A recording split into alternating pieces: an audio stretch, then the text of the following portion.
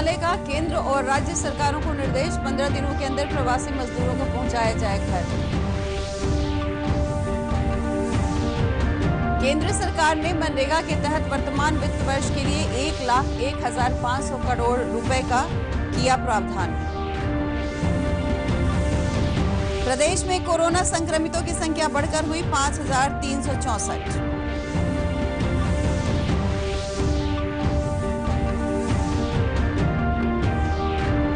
और कृषि मंत्री प्रेम कुमार ने कहा, कृषि क्षेत्र में बड़े पैमाने पर रोजगार देने की है तैयारी।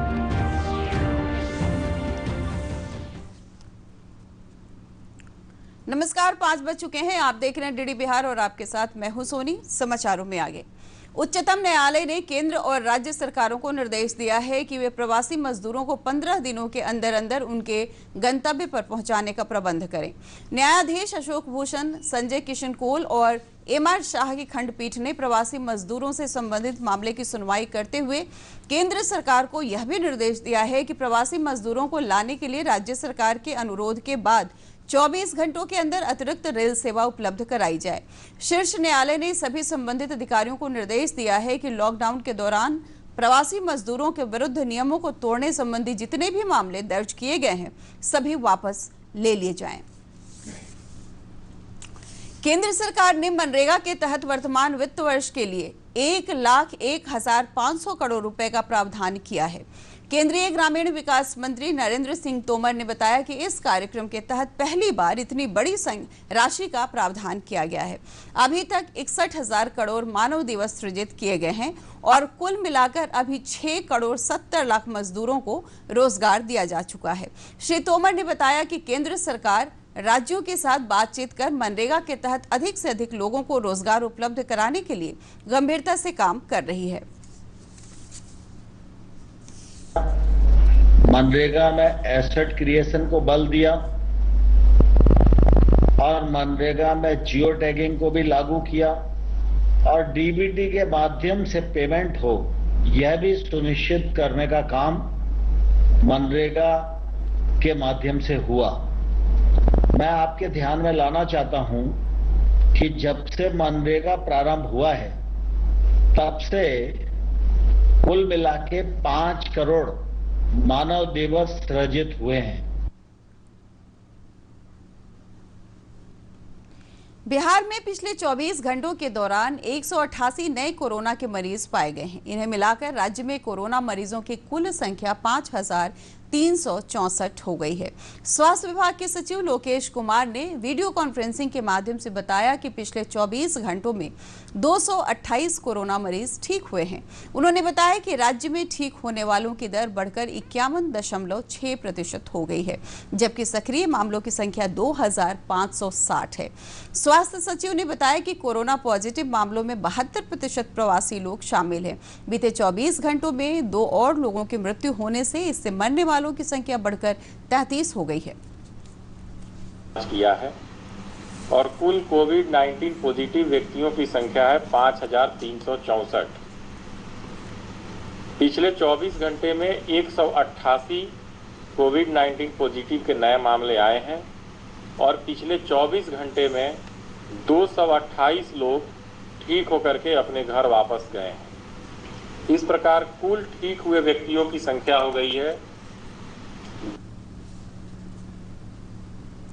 उधर सूचना एवं जनसंपर्क विभाग के सचिव अनुपम कुमार ने बताया कि ब्लॉक स्तर पर 4,552 क्वारंटाइन केंद्रों पर वर्तमान में 1,21,779 प्रवासी रह रहे हैं। उन्होंने कहा कि सभी प्रवासियों का स्किल सर्वे कराया जा चुका है और इस डेटा को ऐसी कंपनियों के साथ साझा किया जा रहा है जिन्हें विभिन्न प्रकार के कौशल युक्त श्रमिकों की आवश्यकता होती है। ये डेटा के आधार पर जो इंडस्ट्री डिपार्टमेंट का पोर्टल है, तो वहाँ पर इंडस्ट्रियलिस्ट जितने हैं, जो भी इंडस्ट्रीज हैं, वो लोग अपनी रिक्वायरमेंट उसमें फीड करके रखते हैं और जो स्किल सर्वे का डेटा है वो हम लोग फीड करते हैं और दोनों की मैचिंग ऑटोमेटिक या आर्टिफिशियल इंटेलिजेंस का उपयोग करके जॉब मैचिंग होती है। ऑटोमेटिक उनको जो भी स्किल का, जिस स्किल की रिक्वायरमेंट है, अगर उसका कोई लेबरर है तो उसको मैसेज चला जाता है कहाँ कहाँ उसके लिए अपॉर्चुनिटीज हैं।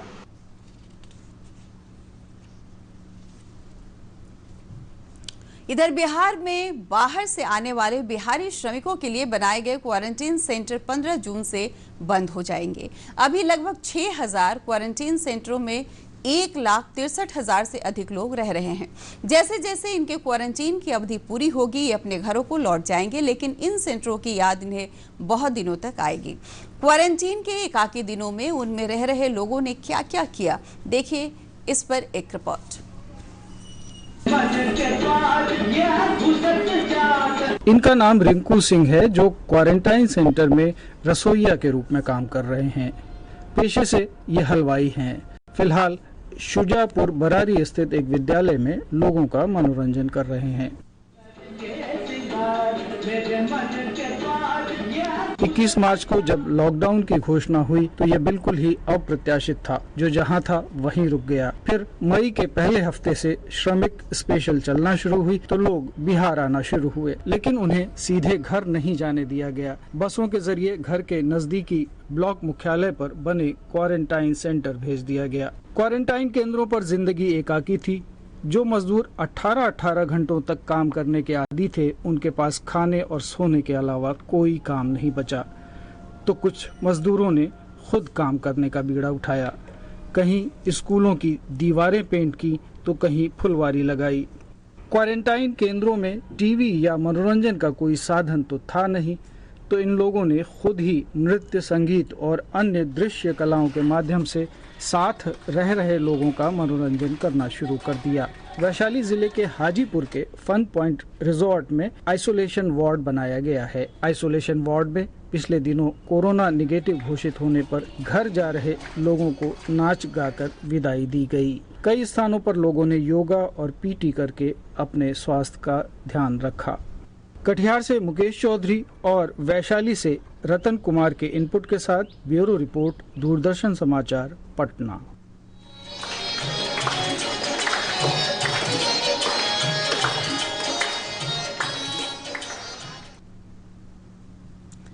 पटना का संजय गांधी जैविक उद्यान, इको पार्क, वीर कुंवर सिंह पार्क सहित सभी पार्क आज से आम लोगों के लिए खोल दिए गए हैं। पर्यावरण, वन एवं जलवायु परिवर्तन विभाग के प्रधान सचिव दीपक कुमार सिंह ने बताया कि फिलहाल चिड़ियाघर सुबह 5:30 बजे से 10:30 बजे तक ही खोला जाएगा। वहीं सभी पार्कों को 2 पालियों में खोले जाने का फैसला किया गया है। ये सभी स्थल कोरोना संक्रमण के फैलाव को रोकने के मद्देनजर बंद किए गए थे। राजधानी पटना के होटल और रेस्तरां कल से खुल गए हैं। होटलों में सरकारी निर्देशों के अनुसार ग्राहकों की सुरक्षा के लिए सैनिटाइजिंग टनल और थर्मल स्क्रीनिंग का प्रबंध करने के साथ साथ ग्राहकों की सेवा के लिए वेटरों को पीपीई किट से भी लैस कर दिया गया है।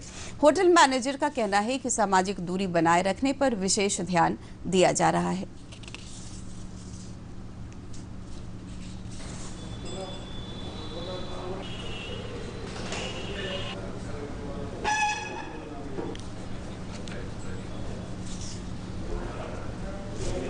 पूरा टनल जो है फुल बॉडी जो सैनिटाइज करने का टनल है, जैसा आप देख भी रहे हैं। अभी पटना में हमने इसको शुरू किया है। उसके अलावा जो टेबल्स के बीच में मिनिमम 6 फीट का जो डिस्टेंस है उसको हम लोग फॉलो करते आ रहे हैं। और जो सीटिंग कैपेसिटी है उसको ऑलमोस्ट हमने 50% to 40% रिड्यूस कर दिया है। वेटर हैं, हमें पीपी किट और जितने भी प्रोटेक्टिव यूनिफॉर्म है वो पहन के हमें सर्व कर रहे हैं। सोशल डिस्टेंसिंग का ख्याल रखा जा रहा है। तो उम्मीद है कि इस तरीके से हम आगे बढ़ सकते हैं। कृषि मंत्री प्रेम कुमार ने कहा है कि किसानों को उर्वरक, बीज तथा खेती की अन्य सामग्रियां समय पर उपलब्ध कराने के लिए तत्परता से काम किया जा रहा है। आज पटना में वीडियो कॉन्फ्रेंसिंग द्वारा खरीफ कार्यशाला का उद्घाटन करते हुए उन्होंने कहा कि इस बार 33 लाख हेक्टेयर क्षेत्र में धान की खेती का लक्ष्य निर्धारित किया गया है। उन्होंने यह भी कहा कि राज्य सरकार कृषि क्षेत्र में लोगों को बड़े पैमाने पर रोजगार उपलब्ध कराने के लिए काम कर रही है। उपलब्धता सुनिश्चित कराने हेतु आवश्यक तैयारियां पूरी कर ली गई है। इस वर्ष खरीफ मौसम में राज्य में 33 लाख हेक्टेयर क्षेत्र में धान, 4.5 लाख हेक्टेयर क्षेत्र में मक्का, 1.5 लाख हेक्टेयर में दलहनी फसल एवं 50 लाख हेक्टेयर क्षेत्र में मोटे अनाजों की खेती करने का लक्ष्य निर्धारित किया गया है। केंद्र सरकार के बेटी बचाओ बेटी पढ़ाओ योजना के तहत सुकन्या समृद्धि योजना शुरू की गई है। इसके अंतर्गत 10 वर्ष तक की सभी बच्चियों को इस योजना का लाभ उपलब्ध कराने का लक्ष्य निर्धारित किया गया है। नवादा में सुकन्या समृद्धि योजना के अंतर्गत खाता खुलवाने के लिए डाक विभाग की ओर से 3 दिवसीय अभियान आज से शुरू हुआ। आज देवीपुर गांव में डाक कर्मियों ने गली गली घूमकर लोगों को सुकन्या खाता खुलवाने के लिए प्रेरित किया। इससे लोगों में काफी उत्साह देखा गया। डाक अधीक्षक SS मंडल ने बताया कि इस योजना के अंतर्गत जमा राशि आयकर से मुक्त होती है।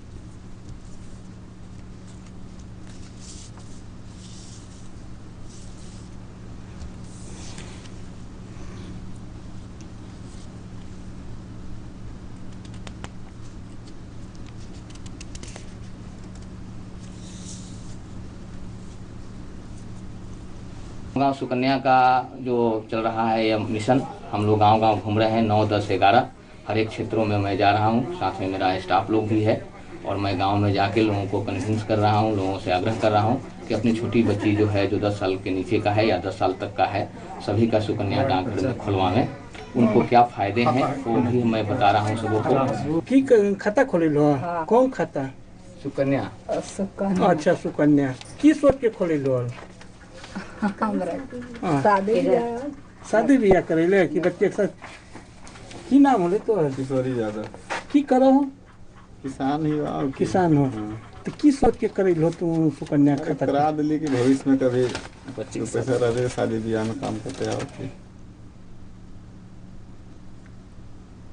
इधर दरभंगा डाक प्रशिक्षण केंद्र में भी डाक विभाग द्वारा सुकन्या समृद्धि खाता खोलने के लिए 3 दिवसीय अभियान शुरू किया गया। इस दौरान 25,000 लड़कियों का खाता खोलने का लक्ष्य रखा गया है। योजना का लाभ पाने वाले लाभुकों के परिजनों का कहना है कि यह योजना उनके बच्चों के लिए काफी लाभदायक है। वहीं दरभंगा के डाक अधीक्षक उमेश चंद्र प्रसाद ने बताया कि इस योजना के तहत काफी सरल ढंग से खाता खुलवाया जा रहा है। सुकन्या समृद्धि खाता जो है बहुत माननीय प्रधानमंत्री जी की दूरदर्शी सोच है और बहुत ही बेहतर है। इसमें हमेशा से आकर्षक ब्याज दर है, रहा है और रहेगा भी, ये ऐसा हम लोग देख रहे हैं। तो बेटी बचाओ बेटी पढ़ाओ कार्यक्रम है, उसके तहत सुकन्या समृद्धि खाता खोलने का योजना हम लोग महालॉगिन के रूप में आज शुरू कर रहे हैं। हमने सोचा कि इसी के माध्यम से 9 तारीख को 9:09 पर 9 सुकन्या। अनलॉक 1 के अंतर्गत उद्योग धंधों और निर्माण कार्य शुरू होने से प्रवासी मजदूरों को उनके कौशल के अनुसार रोजगार मिलना शुरू हो गया है। मुजफ्फरपुर जिला के बोछा प्रखंड की लोहसरी पंचायत में दूसरे प्रदेशों से लौटे सैकड़ों मजदूरों को लोक स्वास्थ्य अभियंत्रण विभाग की विभिन्न योजनाओं के अंतर्गत सैकड़ों मजदूरों को विभिन्न प्रकार के काम दिए गए हैं। मजदूरों का कहना है कि उन्हें अच्छा रोजगार मिल रहा है, जिससे काफी खुशी महसूस हो रही है। जिलाधिकारी डॉक्टर चंद्रशेखर सिंह ने बताया कि जिले में लॉकडाउन के दरमियान 59,000 प्रवासी मजदूर आए हैं, जिनके लिए विभिन्न विभागों में तेजी से रोजगार उपलब्ध कराने की पहल की जा रही है। एक डेटाबेस बनाया है और उनका क्या हुनर है उसको भी हम लोगों ने उसमें डाला है और उसके अनुसार हम लोग प्रयास कर रहे हैं कि उनको रोजगार उपलब्ध हो। यहाँ पर हम लोग को 500 या 600 का रोज मिलता है, जिससे जो है कि सर 15,000 18,000 मंथली हो जाता है, जिसमें सर 3 से 4,000 रुपया हम लोग को पॉकेट खर्चा और 12 से 13,000 रुपया बच जाता है।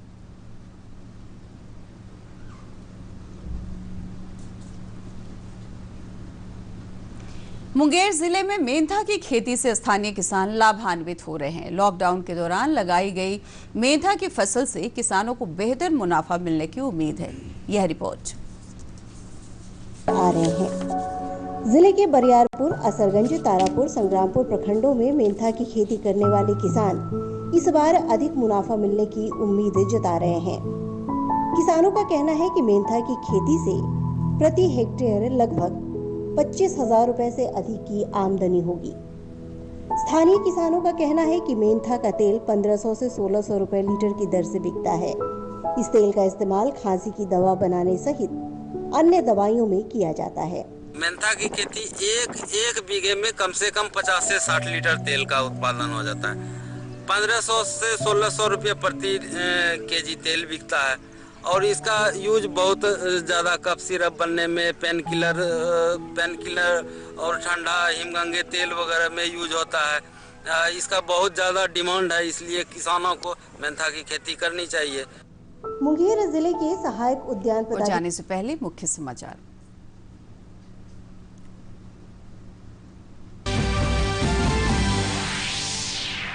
उच्चतम न्यायालय का केंद्र और राज्य सरकारों को निर्देश, 15 दिनों के अंदर प्रवासी मजदूरों को पहुंचाया जाए घर। केंद्र सरकार ने मनरेगा के तहत वर्तमान वित्त वर्ष के लिए 1,01,500 करोड़ रुपए का किया प्रावधान। प्रदेश में कोरोना संक्रमितों की संख्या बढ़कर हुई 5,364।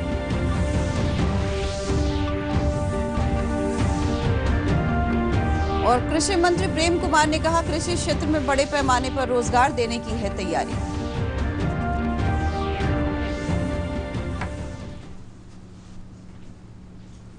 ये थे अब तक के समाचार। सरकार और अन्य संगठन इस बात का पूरा प्रयास कर रहे हैं कि कोरोना पर नियंत्रण पाया जाए। आपकी जिम्मेदारी है कि आप अपना पूरा ख्याल रखें। नमस्कार।